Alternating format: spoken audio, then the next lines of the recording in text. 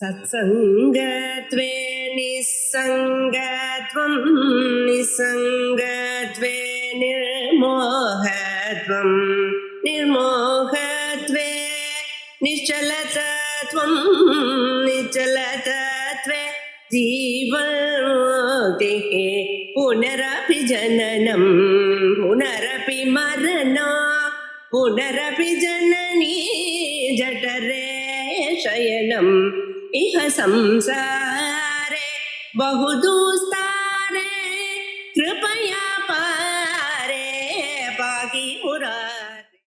अपक्षेदन्यायं मीमांसाशास्त्रത്തിൽ പ്രസിദ്ധം യദ്വത് പ്രാകൃത വൈകൃതൗ അതിതരാം അന്യോന്യ സംസ്പർദ്ധിനൗ ധർമ്മൗ ബാധ്യനിവർത്തനൗ അഭിമതൗ ബുദ്ധൗ പ്രമേയാന്വയ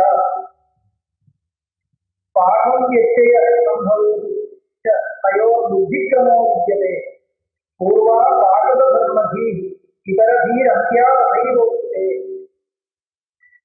இதனை ஏற்கனவே சொல்லி இந்த அபட்சேத நியாயம்னு இடம் இருக்கு. ரெண்டு விருத்தமான பிராயச்சித்தங்கள் ஒரே யாகத்துல அபட்சேதம், அந்த கஷ்டம் விட்டு கை விட்டு போறது, அது உத்காத அபட்சேதம் பண்றதா இருந்தால் அதற்கையும் முக்கியமே கொடுக்க கூடாது. அந்த பிரயோகத்துல பிரதிகல்பாவுக்கு அபட்சேதம் இருக்குன்னா சர்வசும் பிரச்சனையா கொடுக்கணும். இப்ப இருக்க ஒரு ரெண்டு பிராயச்சித்தங்கள், அது ரெண்டும் ஒரே பிரயோகத்தில் வந்துச்சுன்னா என்ன பண்றதுன்னு கேட்டா, ரெண்டாவது எந்த பிராயச்சித்தம் வந்ததோ அந்த ரெண்டாவது வரக்கூடிய புத்தி அதுக்குதான் வேலிடிட்டி இருக்குன்னு சொல்லி அங்கே சொல்லப்பட்டிருக்கு. அதுக்கு உதாரணமா பிரகிருதி வசதி சொல்றாங்க. அந்த உதாரணத்துக்கு என்ன அர்த்தம் சொல்றாங்க? பிரகிருதியாடும் விகதியாடும் ரெண்டு விதமா இருக்கு. அதுல பிரகிருதியாடத்துல இருக்கிற அங்கங்கள் எல்லாமே விகிருதியில் வர்றது, அப்படியே விகிருதியில் பண்ணணும்னு இருக்கு. ஆனால் இந்த இடத்துல என்ன வரும், சில ஸ்பெஷலா சில அங்கங்கள் விகிருதியில் விதிக்கப்பட்டிருக்கு.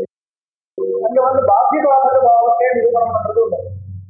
அப்படின்னா பிரகதியில் இருக்கக்கூடிய அங்கங்கள் அதுக்கு பிராபல்யமா, விகதியில் இருக்கக்கூடிய அங்கங்களுக்கு பிராபல்யமா, அப்படி விசாரம் வரும். ஏன்னா அங்கேயும் பாத்தியபாத பாவம் உண்டு. அங்க சொல்ற பிராகிருத வைகிருதோ இதரையோ அதிதரா அந்யோன்ய சம்ஸ்பர்தினோ, ஒரு பிரகதியில் இருக்கக்கூடிய ஒரு அங்கம் விகிருதியில் இருக்கக்கூடிய ஒரு அங்கம், அதுக்கு ரெண்டுக்கும் பரஸ்பரம் விரோதம் இருக்குனால் தர்மம் பாத்திய நிவர்த்தகோ அபிமதோ புத்தௌ பிரமேயான்வயா, எந்த ஒரு புத்தி முதல் வந்ததோ அதுக்குதான் பாத்தியத்துவம், ரெண்டாவது வந்த புத்திக்கு பாதகத்துவம் அப்படி சொல்லப்பட்டிருக்கு. பாதவியத்தையே சம்பவேதையோ புத்திக்கமோ வித்தியதே. இந்த பாடம் முன்னாடி இருக்கோ பின்னாடி இருக்கோன்றது வேற விஷயம். ஆனால் அந்த அங்கத்த புத்தி அதுக்கு என்ன கிரமம் அதை வச்சுட்டுதான் பாத்தியபாத பாவத்தை சொல்றது. பூர்வா பிராகிருத தர்ம தீர் இதர தீர் அந்தியா அதை ஒத்திதே.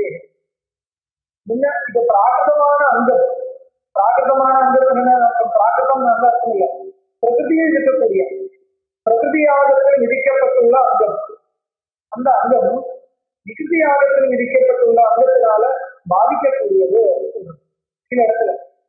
அது எப்படின்னால், பிரகிருதியில் இருக்கிற அங்கங்கள் ஏற்கனவே நமக்கு தெரிஞ்சவா, அதனால பிரகிருதியில ஏற்பட்ட அங்கங்கள் இருக்கு, அது ஏற்கனவே தெரியும்.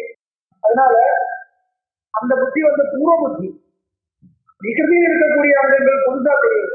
அது என்ன கேட்டா அது ரெண்டாவது வரக்கூடிய ஞானம், லேட்டர் நாலேஜ். அதனால அந்த இடத்துல விரோதம் வந்திருக்குனால் அது பண்ணணுமா இது பண்ணணுமா கேட்டால் விகிருதியில இது வந்திருக்கோ விதிக்கப்பட்டிருக்கோ அதுதான் பண்ணணும். ஸ்பெஷலா விதிக்கக்கூடியது அதுதான் பண்ணணும்னு அங்கேயும் பாத்தியபாதகமாகவும் சொல்றது. இந்த ஒரு நியாயத்தை வச்சுதான் இருக்கு. அதுக்கு பாதகம் இது பிரகிருதிகள் விகிருதி கற்பனையான காமன் ரூல். எங்க பாதகம் இல்லையோ, எந்த இடத்துல பாதகம் இருக்கோ அந்த இடத்துல பிரகிருதிகள் விகிருதி கற்பனையா கிடையாது. இப்போ குஷாக சராகம் இருக்கு. குஷாக ஒரு திருமணம், குஷங்கள் குஷ திருமணம் என்றது விதிக்கப்பட்டுள்ளது விகிருதியை வந்து ஒரு சேனையாளர்னு வச்சுக்கோங்க. சேனையாளம் என்கிற விகிருதி, அதுல சராகம் இருக்கு, அந்த திருமணத்தை விதிக்கப்பட்டுள்ளது. அப்ப இந்த சரத்தை உபயோகப்படுத்தணுமா? சரம் என்கிறது இன்னொரு திருமணம், இந்த ஆரோன அர்த்தம் இல்ல, சரம் என்கிற இன்னொரு திருமணம். சரமயம் வருகிற பவதி, குஷமயம் வருகிற பவதி, இப்படி வாக்கியங்கள் இருக்கு. குஷமயம் வருகிற பவதி அங்கே இருக்கு, பிரகிருதி இருக்கு. விகிருதியில் என்ன இருக்கு? சரமயம் வருகிற பவதியும் இருக்கு. இந்த பிரகிருதியும் விகிருதி கற்பதியாக வச்சுன்னு பார்த்தால் குஷமயம் வருகிற பவதி, எங்கேயும் குஷத்தை யூஸ் பண்ணணும். ஆனா அவரு பண்றதில்லை. ஏன்னா அந்த காரியத்தையே குஷத்திரணத்தை வச்சுட்டு எது பண்றதோ அந்த காரியத்தை சரத்தை வச்சுட்டு பண்ணணும்னு இருக்கு இல்லையா? இது வந்து புதுசா விதிக்கப்பட்டுள்ளது. அதனால இது பூதம். அதனால விகிருதியில் விதிக்கக்கூடிய சரத்தினால பிரகிருதியில் விதிக்கப்பட்டுள்ள குஷங்கள் பாதிக்கிறது. இப்படி ஒரு நிர்ணயம். இந்த நிர்ணயத்துக்கும் அடிப்படையா என்ன இருக்கு? இந்த அபச்சேத நியாயம் தான் அதுக்கு காரணம்னு சொல்றாங்க. இதுதான் ஸ்லோகத்தினுடைய அர்த்தம். அடுத்த ஸ்லோகம், சாபேக்ஷா உதிதோ யதாவது பவதா பூர்வாபர பிரத்யயௌ பூர்வஸ்தத்ர நிவர்த்தகோ பவதி தத்ராந்த்யோ நிவர்த்தியோ யதா வேதோபக்ரமஜா மதர் பலவதி நாஸ்காதி சம்ஹாரஜா வேதோபக்ரம முக்கியஜா பவதி தம் நாஸ்காதி வாணியே குணா. இதுவும் வந்து மீமாம்சை. இதோட மீமாம்சை முடிஞ்சிருக்கு. இதோட இங்க என்ன இருக்குன்னா, இங்க வந்து இன்னொரு நியாயம், உபக்கிரம நியாயம்னு இருக்கு. உபக்கிரம நியாயம் இதுவும் மீமாம்சை இருக்கு. உபக்கிரம நியாயம் இங்க வந்து முதல் இருக்கிறதுக்கு பிராபல்யம், அபச்சேத நியாயத்துல ரெண்டாவது வருடத்துக்கு பிராபல்யம், இங்க வந்து முதல் இருக்கிறதுக்கு பிராபல்யம். இது வந்து முதல் தெரிகிறதோ அதுக்கு பிராபல்யம் அப்படி சொல்லக்கூடிய ஒரு இடம் இது. இப்போ ரெண்டுத்துக்கும் நியாயம் இருக்குன்னா எது வச்சிருந்து எது பார்க்கணும், எப்படி செஞ்சுக்க வேண்டியது சந்தேகம் வரும். சில இடத்துல முதல் வந்ததுக்கு பிராபல்யம், சில இடத்துல ரெண்டாவது வரதுக்கு பிராபல்யம். இது ரெண்டு விதமா இருக்குன்னா எது எங்க உபயோகப்படுத்தணும், எந்த நியாயத்தை எங்க அப்ளை பண்ணணும், அதுக்கு ஒரு விவசாய இருக்கான்னு கேட்டா அதுக்கும் விவசாயம் இருக்கு. ஒண்ணும் இல்ல, ஒரு சாபேட்சமான ஒரு சந்தர்ப்பம். அந்த சந்தர்ப்பத்துல பூர்வாபர விரோதம் வந்திருந்தால் பூர்வத்துக்கு பிராபல்யம். நிரபேட்சமான ஒரு இடம், அங்க பூர்வாபர விரோதம் வந்திருந்தால் பக்கா இரண்டாவது வந்ததுக்கு பிராபல்யம். இதுதான் நியமம். சாபேட்சஸ்தலே உபக்கிரமத்திய பிராபல்யம். நீங்க நோட் எழுதுறதா இருந்தா அவ்வளவுதான் எழுதணும். சாபேட்சஸ்தலே உபக்கிரமத்திய பிராபல்யம். Dependent and independent. இண்டிபெண்டா இருக்கக்கூடிய ரெண்டு பிரமாணங்களுக்கு விரோதம் வந்தால் இரண்டாவது வருடத்துக்கு பிராபல்யம். டிபெண்டா இருக்கக்கூடிய ரெண்டு வாக்கியங்களுக்கு விரோதம் வந்தால் முதல் இருக்கிறதுக்கு பிராமாண்யம். அது எப்படின்னா, ஒரு ஏக வாக்கியத்தைன்னு சொல்லுவோம். ஏக வாக்கியம் டிபெண்டன்ட் சொன்னா அதுக்கு என்ன ஏக வாக்கியம் இருக்கக்கூடிய ஒரு இடம். அது ஒரே ஒரு சென்டென்ஸ்லயே வரலாம் நமக்கு பார்க்க முடியும். முதல் இருக்கிறதுக்கு பிராபல்யம் ஒரு சின்னதான் நம்ம எல்லா இடத்துலையும் பேசிட்டு இருக்கோம். ஒரு விரோதம் வந்து இருக்குன்னா நான் ரொம்ப சிம்பிளான ஒரு உதாரணம் சொல்றேன். இப்போ சம்ஸ்கிருதம் தெரியாத ஒரு குழந்தை பேசும்பொழுது ஸ்டார்டிங்ல ஆரம்பத்துல சம்ஸ்கிருதம் படிச்சுட்டு இருக்கான். ஒரு குழந்தை பேசும்போது தப்பா பேசுறான். அகம் கச்சதின்னு சொல்றான். அகம் கச்சதின்னு சொல்றான்னு வச்சுக்கோங்க. இப்போ திருத்தணும். அகம் கச்சதின்னு சொல்றது திருத்தணும். ரெண்டு விதமா திருத்தலாம் இல்லையா? அகம் கச்சாமின்னு திருத்தலாம். அகம் கச்சதின்னு சொல்லக்கூடாதுப்பா, அகம் கச்சாமின்னு சொல்லணும், திருத்தலாம். இல்லைன்னா கச்சதின்னு அப்படியே இருக்கட்டும், சஹ கச்சதி. கச்சதின்னு வேணும்னா சஹ கச்சதி அப்படின்னு சொல்லு. ரெண்டு விதமா திருத்தலாம் இல்லையா? ஆனா நார்மலா நம்ம எப்படி திருக்கிறோம்? அகம் கச்சாமி தானே திருக்கிறோம். முதல் சொல்றது அப்படியே வச்சுட்டு ரெண்டாவது சொல்றது திருக்கிறது தானே பொதுவாக வழக்கம். அந்த முக்கிய வரும். அகம் அப்படியே இருக்கட்டும், முதல் வந்து வார்த்தை இல்லையா, அது அப்படியே வச்சுட்டு அதுக்கு பிராபல்யம் கொடுத்துட்டு ரெண்டாவது வந்து கச்சாமி கச்சதி இல்லை கச்சாமின்னு சொல்லுப்பா. இதுதான் நம்மளுடைய ஒரு பண்ற வேலை. இதுதான் ஆக்சுவலா உபக்கிரம நியாயம். அந்த உபக்கிரமம்னா அகம் விருத்தம் ரெண்டு வார்த்தையும் வந்து ஏக வார்த்தையில் இருக்கு. சேர்ந்து ஒரு அர்த்தத்தை கொடுக்கக்கூடிய ஒரு சென்டென்ஸ்ல இருக்கக்கூடிய ரெண்டு வார்த்தைகள். அதுக்கு வந்து பரஸ்பர ஆகாட்சமா இருக்கு. அப்படி இருக்கிற ஒரு சந்தர்ப்பத்துல பூர்வாபர விரோதம். அகம் இருந்தால் லட்சதீர் வரக்கூடாது, லட்சதீர் இருந்தால் அகம் வரக்கூடாது. எது எடுத்துக்கலாம்? அகம் அப்படி இருக்கணும். இதுதான் உபக்கிரம பிராபல்யம். நிறைய பிரம்மசூத்திர பாஷ்யத்திலேயே நிறைய வருது. உபக்கிரமத்தத்வா சுகர்தரி எத்தி ஆகாஷா ஜீவகல் விமானி பூதானி ஜாயந்தே. இந்த இடத்துல ஆகாசி மொத்தத்துக்கு பிரம்மான அர்த்தமா பூதாகாசம் அர்த்தமா விசாரம் பண்ணும்போது இல்ல ஆகாசம் பூதாகாசம் தான் அர்த்தம். ஏன்னா முதல்ல இருக்கக்கூடிய வார்த்தை அதுக்கு முக்கியத்துவம் கொடுக்கணும். அதனுடைய ரூபியர்த்தத்தை அப்படியே சம்ரட்சணம் பண்ணணும்னு சொல்லி பூர்வபக்ஷி சொல்றா. ஆகாஷா ஜீவகல் விமானி பூதானி ஜாயந்தே அந்த வாக்கியத்தினுடைய ஸ்டார்டிங்ல இருக்கு இல்லையா, அதுக்கு ஒரு முக்கியத்துவத்தை கொடுக்கணும் சொல்லி இந்த பூர்வபக்ஷம் பண்றாங்க. ஆனா அந்த அதுக்கும் பாதகம் இருக்கு, நிறைய இடத்துல பாதகம் இருக்கு. இதே சொல்ல ஆனா இதெல்லாம் எல்லா நியாயங்களும் வந்து ஒரு காமன். இந்த இடத்துல அதுக்கு அபவாதம் இருக்கு. அது இதுதான் உபக்கிரம நியாயம். இந்த ஒரு நியாயம் கொண்டு வர்றது எந்த இடத்துல கேட்டா இல்ல மீமாசம் ரொம்ப ரொம்ப பிரசித்தம். உச்சையிலே பிரயோ வேதா அதாயந்தா அக்னேவ ருவேதா வாயோ எதிர்வேதா ஆதித்யா சாமவேதா ஸ்டார்ட் பண்ணி கொஞ்சம் அது விதிவாக்கியம் வருது. விதிவாக்கியம் வரும்போது உச்சைகி பிரஜாக்கிரியதே இருக்கு. இருக்குன்னா என்ன அர்த்தம்? இருக்குன்னா இருக்கு மந்திரம் அர்த்தம். வேதகம் சொன்னால் தனி மந்திரம் இல்லை. என்ன இங்க ஒரு கவலை வருதுனால் அந்த கான்டெக்ட், இது ஒரு கான்டெக்ட் பூர்வாபர சம்பந்தத்தோட இருக்கு. அந்த கான்டெக்டுடைய ஸ்டார்டிங்ல என்ன இருக்கு? பிரயோ வேதா அஜாயந்தான் இருக்கு. வேதம் என்ற வார்த்தை இருக்கு. பிரயோ வேதா 3 வேதங்கள். கொஞ்சம் கழிச்சு பார்க்க உச்சைகி ரிஜாக்கிரியதேன்னு இருக்கு, உபாதி எதிர்தான் இருக்கு, உச்சை சாம்னான் இருக்கு. இப்போ ரிக்கு எதிர்த்து சாமான் இருக்கு. ஆரம்பத்தில் வேதம் இருக்கு. அதுக்கு என்ன விரோதம்? விரோதம் இருக்கா? கேட்டா இருக்கு. என்ன விரோதம் தெரியுமா? ரிக்கு எதிர்த்து சாமான் சொன்னால் தனித்தனி மந்திரங்கள். வேதம்னு சொல்றது தனி மந்திரத்தை இல்லை தெரியுமா? மந்திர பிராமணையோ வேதநாமத்தை. ரிக்வேதம் சொன்னால் ஒரு மந்திரம் ரிக்வேதம் இல்லை. ரிக்வேதம் சொன்னால் அதில் இருக்கக்கூடிய அத்தனை சங்கீதையிலும் பிராமணத்திலும் இருக்கக்கூடிய அத்தனை மந்திரங்களும் பிராமண வாக்கியங்களும் எல்லாம் சேர்ந்தது வேதம். சமூகம், சமூகத்தை தான் வேதம் வேதம் சொல்றது. ஆனா ரிக்குன்னு சொல்றது தனி மந்திரத்தை.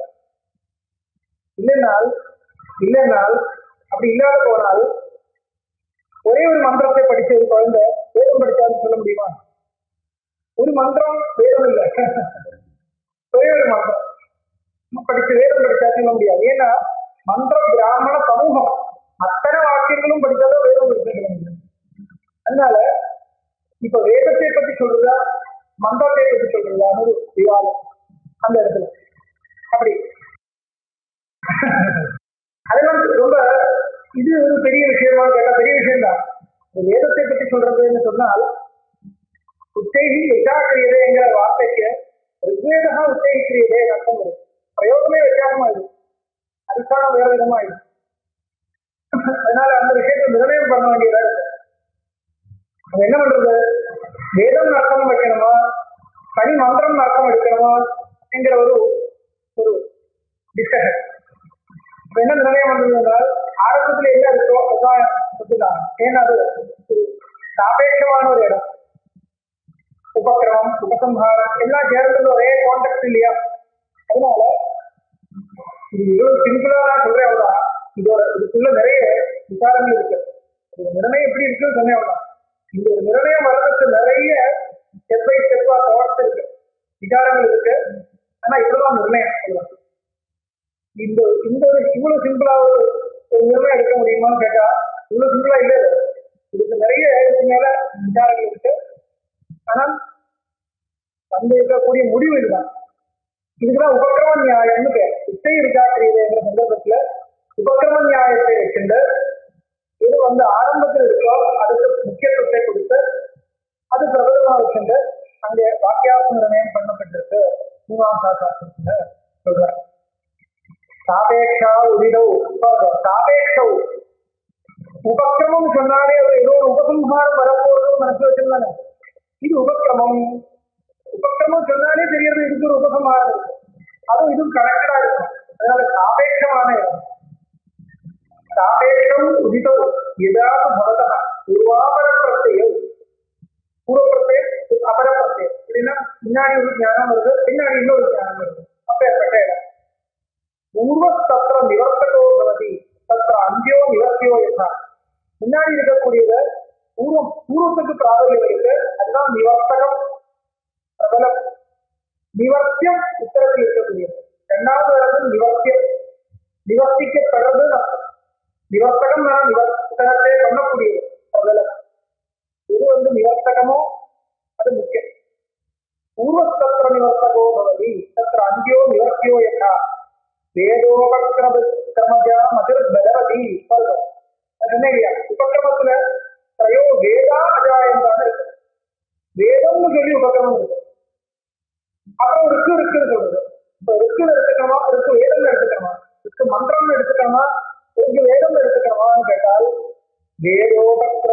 வேதோபக்கிரமஜா உபக்கிரமத்துல வேதம் என்ற வார்த்தை இருக்கிறதுனால வேதோபக்கிரமஜா மதிர் பலவதி நர்காதி சம்ஹாரஜா. நர்காதி இருக்கு ரிகாதி சம்ஹாரஜா. அது சந்தியில நர்காதி வரும். நர்த்து நர்கா அப்படி இது வரும் சரிங்களா. இப்போ வசந்தா பிளஸ் ரிது கடி சந்தி வசந்தர்த்து வசந்தர்த்து சத்தியம் து ஹிருதேன பரிசிஞ்சாமி சத்யந்தர்த்தேன அப்படிதான் சந்தி. சத்யந்தர்த்தேன சத்யந்தர்தேன இல்ல சத்தியம் து ஹிருதேன மூணு வார்த்தை சேர்க்கும் பொழுது சத்யந்தர்த்தேன அந்த மாதிரி நர்காதி சம்ஹாரஜா அப்படி சந்தி வரும். ரிகாதி சம்ஹாரஜா நர்காதி சம்ஹாரஜா வேதோபக்கிரமம் இருக்கு.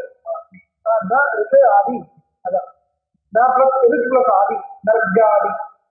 ஆமா இல்ல அங்க ஒரு திக்கம் மாதிரி ஒரு அதுக்காக நர்காதி இல்ல ரித்து பிளஸ் ஆதி நர்காதி வரல இல்லையா. நர்காதி நர்காதி சம்ஹாரம். அதுதான் உதாரணம் சொன்னீங்க. சத்யந்திரதேன இல்ல சத்யந்திரதேன நர்காதி சம்ஹாரஜா வேதோபக்கிரம முக்கியஜா பவதி தம் நர்காதி வாணி குணா. வேதோபக்கிரம முக்கியஜா வேதம் சொல்லி உபக்கிரமம் இருக்கிறது, அதுக்கெல்லாம் முக்கியத்துவம் இருக்கு, அதுக்குதான் பிராபல்யம் இருக்கு, அதுதான் நிவர்த்தகம். ரிகாதி வாணி நிவர்த்தியா பவதி கிருஷ்ணன் சொல்லி இருக்கேன் உபசம்ஹாரத்தில், ஆனா அதுக்கு வேல்யூ கிடையாது. இப்படி எல்லாம் இருக்கு. இது ரெண்டு சுருக்கமா சொன்னால் ரெண்டு நியாயங்கள். சில இடத்துல உபக்கிரமத்துக்கு பிராபல்யம், சில இடத்துல இரண்டாவது வருஷத்துக்கு பிராபல்யம். எங்க இருக்கு அது என்ன எந்த நியாயம் எங்க அப்ளை பண்ணணும்னு கேட்டா எது சாபேட்சமான இடமோ அங்க உபக்கிரமத்துக்கு பிராபல்யம், எங்க நிரபேட்சமான இடமோ அங்க உபசம்ஹாரத்துக்கு. உபசம்ஹாரம் சொல்லவே கூடாது, ஆக்சுவலா கடைசியில் வரக்கூடியதுன்னு பிரார்த்தனை. இப்போ பிரத்யக்ஷத்துவத்துக்கு பிராபல்யமா ஸ்ருதிக்கு பிராபல்யமானு கேட்டால் ஸ்ருதிக்கு பிராபல்யம்.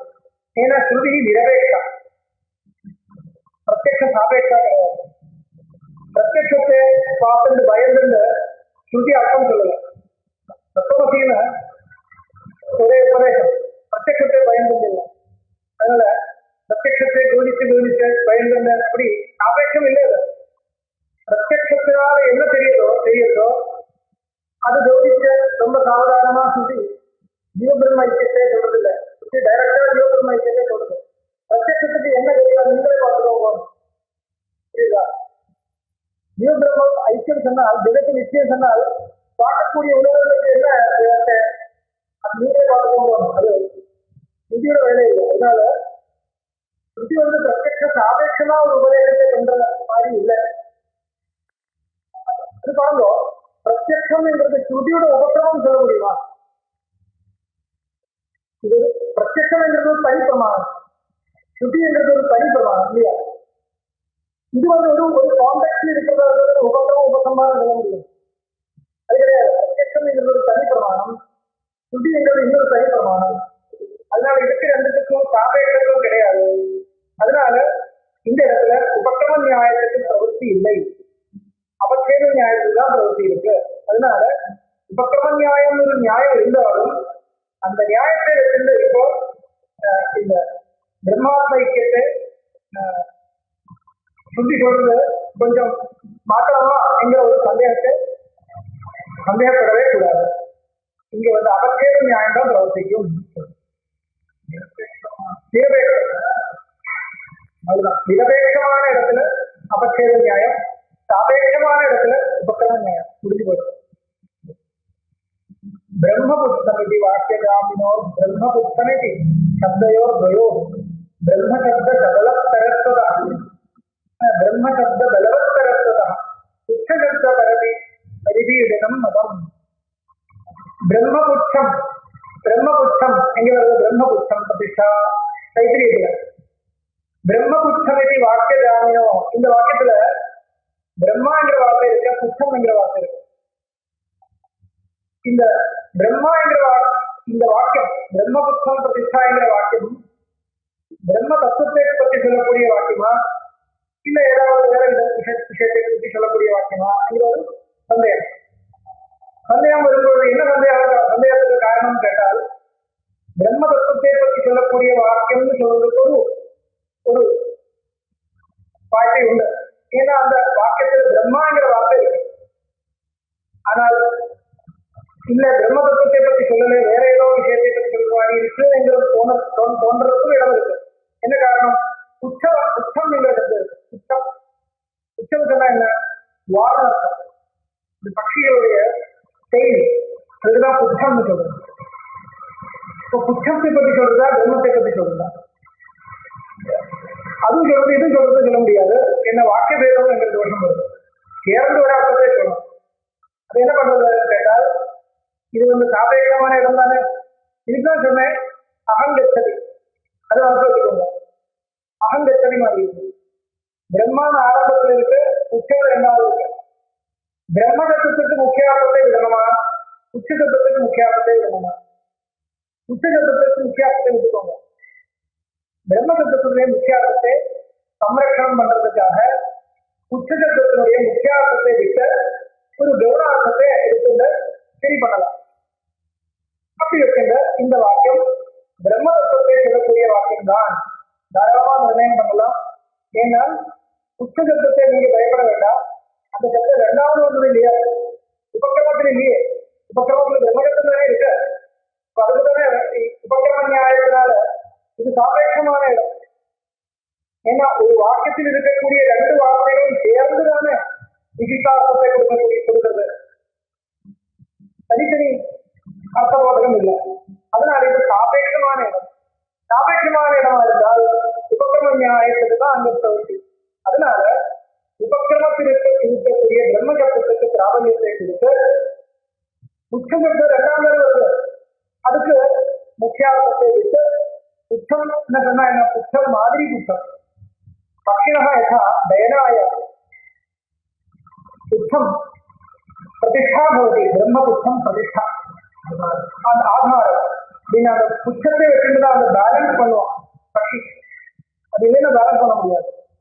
அது கட் பண்ணியாச்சுன்னா திறக்க முடியாது, சிறகு இருக்கிறவர்களுக்கும் திறக்க முடியாது. இது பேலன்ஸ் பண்றது வந்து புச்சத்தினால ஸ்லைட்டா இருந்தாலும். அதனால இந்த புச்சம் என்கிறத பட்சிக்கு பேலன்ஸ் கொடுக்கக்கூடியது. அதனால பிரதிஷ்டை. அந்த மாதிரி உலகத்திற்கு அத்தனையும் பிரதிஷ்டையாக இருக்கக்கூடிய பசு என்ற அர்த்தத்துல நீங்க என்ன பண்ணணும்? அந்த புச்ச சப்தத்தை கொண்டு வரணும். அப்படி கொண்டு வர முடியுமா? முக்கியார்த்தம் பெற்றதானே, வார்த்தம் தான் முக்கியார்த்தம் விட்டுதான் ஆகணும்.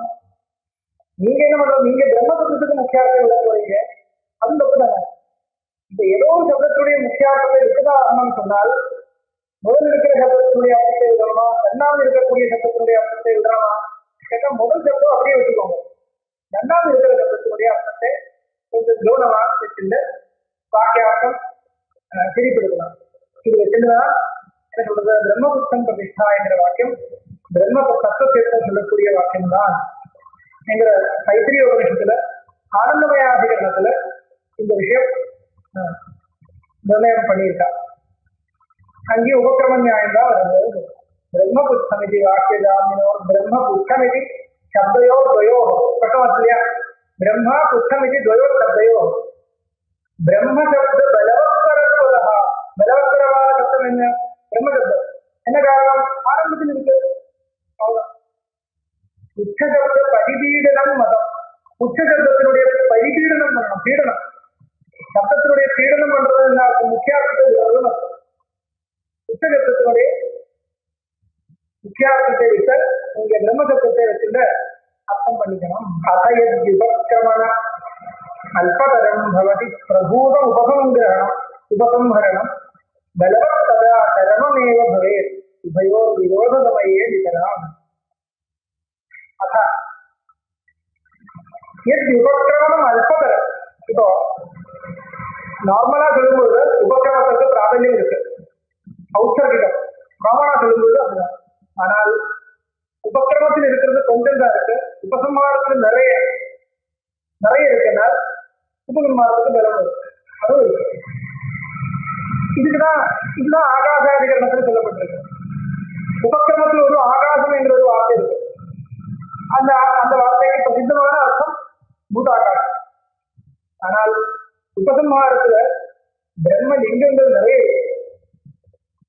ஆகாசா தேவசல்லிமானி பூதானி ஜாயந்தே ஆகாசேன ஜாதானி ஜீவந்தி ஆகாசம் பிரத்தி அபிசம்னிஷந்தி. இது பிரம்ம லட்சணம். பிரம்மத்தினுடைய சிருஷ்டி ஸ்திதி சம்ஹார கர்த்தத்துவம் என்கிற பிரம்ம லட்சணம் இது சிருஷ்டிகாரணத்துவம், ஸ்திதிகாரணத்துவம், லயகாரணத்துவம் இப்பேற்பட்ட அநேகம் லிங்கங்கள் உபசம்ஹாரத்தில் இருக்கும்போது அதுக்கு பிராப்தம். அதனால ஆகாசம் என்கிற பூதாகாசம் என்கிற வார்த்தையை பிரசித்தமான ஆகாச சப்தத்தை அந்த பிரசித்தார்த்தத்தை விட்டுந்த அப்பிரசித்தார்த்தத்தை எடுக்கிறது. இது சொல்ற அசயத் விபக்கிரமணம் அல்பதர பவதி பிரபூத உபசம்ஹரணம். உபசம்ஹாரத்தில் நிறைய இருக்கு, அப்படி வச்சுக்கோங்க. அந்த அப்பேற்பட்ட இடத்துல பலவத் பதா சரவமேவ பவே. சரவம் அந்திமம், அதுதான் பலம். உபயோ விரோதமையே இதெல்லாம் ரெண்டும் விரோதம் இருந்தால் அதுதான் வரும். அபயத் விபக்கிரமணம் அல்பமபி பிரதிபாத்திய வஸ்து விஷயம் பவதி அவிவக்ஷிதார்த்த விஷயம் கர்மம் பவதி பிரபூதமபி பாத்தியம் அதா. இன்னும் சொல்ற அதுக்கு மேல இதெல்லாம் பிரம்மசூத்திரத்துல பிரசித்தம். உபக்கிரமம் கொஞ்சம் தான் இருக்கு, உபசம்ஹாரம் ஜாஸ்தி இருக்குன்னு சொன்னாலும் சில இடத்துல சரியா இருக்காது. ஏன்னால் உபசம்ஹாரம் நிறைய இருக்கு, இருந்தாலும் அதுக்கு தாற்பயம் இல்லை. முக்கியார்த்தத்துக்கு தாற்பயமே கிடையாதுன்னு வச்சுக்கோங்க. அப்படி இந்த உபக்கிரமத்துக்கு திருப்பி பலம் ஜாஸ்தியா வரும். முக்கியார்த்தத்துக்கு தாற்பயம் இல்லாம நிறைய இருக்கணும், அதனால உபயோகம். முக்கியார்த்தத்துக்கு தாற்பயம் இருக்கக்கூடிய வாக்கியங்கள் நிறைய இருக்கும் உபசம்ஹாரத்துல சொன்னால் அதுக்கு பலம். இல்லைன்னா திருப்பி உபக்கிரமத்துக்கு தான் பலம். அது சொல்றாங்க அசயத் விபக்கிரமணம் அல்பமபி பிரதிபாத்திய வஸ்து விஷயம் பவதி. இன்னும் முக்கியார்த்த தாற்பயம் பவதி. முக்கியார்த்தத்தில் தாற்பயம் உடையது அப்பேற்பட்ட உபக்கிரமம் இருக்கு அப்படின்னால் அவிவக்ஷிதார்த்த விஷயம் கர்மம் பவதி பிரபூதம் அப்படி பாத்தியம். உபக்கிரமத்தினால பாத்தியமாகும். ஆசன்ன வஸ்து விஷயேன யதா அக்ஷஜேன பாதோ பவதி அனுமிதே வியவதான யோகா பிரத்யக்ஷமாத்திர விஷயேன ததா ஆகமேன யுக்தோ அக்ஷஜாதி விஷயாவதமஸ்ய தாஹா. முடிக்கிறேன். ஆசன்ன வஸ்து விஷயேன யதா அக்ஷஜேன பாதோ பவதி அனுமிதேஹே வியவதான யோகா. இப்போ பிரத்யக்ஷம் அனுமானம் வச்சுக்கோங்க. பிரத்யக்ஷத்துக்கு பலம் இருக்கு இல்லையா, அனுமானத்தோட பலம் இருக்கு. என்ன காரணம்? பிரத்யக்ஷம் முன்னாடி தெரியக்கூடியது கண்ணால. ஆசன்ன வஸ்து விஷயம் அதுக்கு விபரீதமா நீங்க ஏதோட அனுமானம் பண்றதா இருந்தால் அதுக்கு பலம் இருக்காது. இங்க புத்தகம் இருக்குன்னு சொன்னால் இது பிரத்யக்ஷமாகும். இல்லைங்கிறது காமிக்கிறதுக்கு நீங்க ஒரு அனுமானம் சொன்னா உபயோகம் இருக்கா? இல்ல, கிடையாது. ஏன்னா பிரத்யக்ஷம் வந்து இருக்கிற வசதியை அப்படியே காமிக்கக்கூடியது பிரத்யக்ஷம். ஆனா அதுக்கு பலம் இருக்கு இல்லையா? ஆபந்த வஸ்து விஷயன எல்லா அக்ஷதேனா, அக்ஷதன்னா கண்ண இந்திரியத்தினால வரக்கூடிய ஞானம். பாகோ பவத்தி அனுமிதே விவதான யோகா. அனுமதி கொஞ்சம் தூர இல்லை, கிட்ட இல்லை, தூரமா இருக்கு. பிரத்யக்ஷமாத்திர விஷயன ததா, அந்த மாதிரி பிரத்யக்ஷமாத்திர விஷயன ததா ஆதமேன இப்போ அக்ஷஜாதி விஷயாவது முக்கிய பாசம். அந்த மாதிரி ஆகமத்தினால பிரத்யக்ஷத்துக்கும் பாதம் எல்லாமே சித்தாந்திகள். ஏன்னா ஆகமம் வந்து பிரத்யக்ஷ தத்துவத்தை பற்றி சொல்லக்கூடியது, பிரத்யக்ஷம் வந்து வெளி விஷயத்தை பற்றி சொல்லக்கூடியது. வெளி விஷயத்தை பற்றி சொல்லி ஏதோ நிர்ணயம் எடுக்கிறதுக்கு பிரத்யக்ஷம் வருதா இருந்தால் அது விட்டு போவா. இந்த ஆகமம் வந்து உள்ளுக்குள்ள இருக்கிற நம்முடைய ரூபத்தை இல்லைங்கிறது நம்மளுடைய பாங்க. ஆந்தரமான சொரூபத்தை பற்றி சொல்லக்கூடிய ஆகமத்துக்கு பிரத்யக்ஷத்தை பாதிக்கிறதுக்கு சாமர்த்தியம் இருக்கு. இதெல்லாம் பாக்கிய பாக்கிய பாவங்கள் எப்படி இருக்குங்கிறத நம்ம ரொம்ப கவனமா வச்சுதான் சாஸ்திரகாரர் நிர்ணயம் பண்ணுவான். இது எப்படி பாதகம், எந்த நியாயத்துக்கு எங்கே அப்ளிகேஷன் இருக்கு. நியாயங்கள் ஏகப்பட்ட நியாயங்கள், பூர்வமீமாம்சா நியாயங்கள் இருக்கு. எல்லாமே எந்த நியாயத்துக்கு எங்கே அப்ளிகேஷன் இருக்கு தெரியாம வாக்கிய மீமாம்சையே பண்ண முடியாது. ஆமா, ஆமா, இல்லைன்னா விரோதம் வந்தா என்ன பண்றது? ஒரே இடத்துல இப்படி சொல்லணுமா இருந்தால் எது வந்து பிரபலமோ அதை வச்சுட்டுதான் நிர்ணயம் பண்ண முடியும். இல்லைன்னா ரெண்டுத்துக்கும் பிராபல்யம் சொன்னால் விருத்தமான இடத்துல அதுவும் சரி இதுவும் சரின்னு சொல்ல முடியாது. அப்ப ஏதோ ஒண்ணு சரின்னு சொல்லணும்னா எது பிரபலமோ அதை வச்சுட்டு நம்ம முடிவு எடுக்கணும். எது பிரபலம் அது பாதகம். அந்த நியாயத்தை சொல்ல முடியும். இல்லைன்னா பரஸ்பர விருத்தம் வேற ஏதோ அசமானம் இருக்கு. பரஸ்பர விருத்தமான வாக்கியங்கள் ரெண்டுமே அப்பிரமாணம் தள்ளிவிட வேண்டியதா இருக்கு. கேவலம் ஜபாசம் தான் இருக்கு. விசாரத்துக்கு ஒன்றும் உபயோகம் இல்லை. பரஸ்பர விருத்தமா ஏதோ சொல்லிட்டு இருக்கோம் அவ்வளவுதான். அதனால அந்த மாதிரி இடத்துல சாத்தியபாதங்கள் பிராபல்ய தோஷத்தை வச்சிருந்து சாத்தியபாதங்களும் சீதாகணும். அது எப்படி சொல்றதுன்னா இந்த மாதிரி நியாயங்களை வச்சுட்டு சொல்லலாம். நியாயங்கள் பலவிதமான நியாயங்கள். அப்ப எந்த நியாயம் எங்கே அப்ளை பண்றது? அதுக்கு அந்த பாண்டித்யம் தான் வேணும், வேற வழி இல்லை. எந்த நியாயத்துக்கு எங்கே அப்ளிகேஷன் இருக்கு ரொம்ப கௌரவமா வச்சுட்டு தான் சொல்ல முடியும். இல்லைன்னா ஒன்றும் இருக்கு, அது சித்தாந்தம் மாட்டாங்க. ஆமா ஆமா, இல்லைன்னா அவ அப்படி சொல்லட்டும், நான் இப்படி சொல்றோம், அவர்தான் சொல்ல முடியும். நம்மளால எது சரி எது ரைட் எது தப்புன்னு நம்மளால ப்ரூவ் பண்ண முடியாது. அதனால இந்த நியாயங்கள் எல்லாம் உபயோகப்படுத்துற வித்வான்கள் நம்ம வந்து என்ன பண்றது? அவ எவ்வளவு யோசிச்சு ஒரு நிர்ணயத்துக்கு வந்திருக்காரோ அந்த நிர்ணயத்தை மட்டும் நம்ம செலக்ட் இருக்காங்க. இந்த நிர்ணயம் பண்ற ஒரு வழி இருக்கேன், அங்கேதான் பாண்டித்யம் தேவை. ஏதோ அப்பா சொன்னா சரி சொல்லுவாங்க, அது எழுத முடியும். ஆனா அது அந்த நிர்ணயத்தை எடுக்கக்கூடிய அந்த ப்ராசஸ் இருக்கு இல்லையா,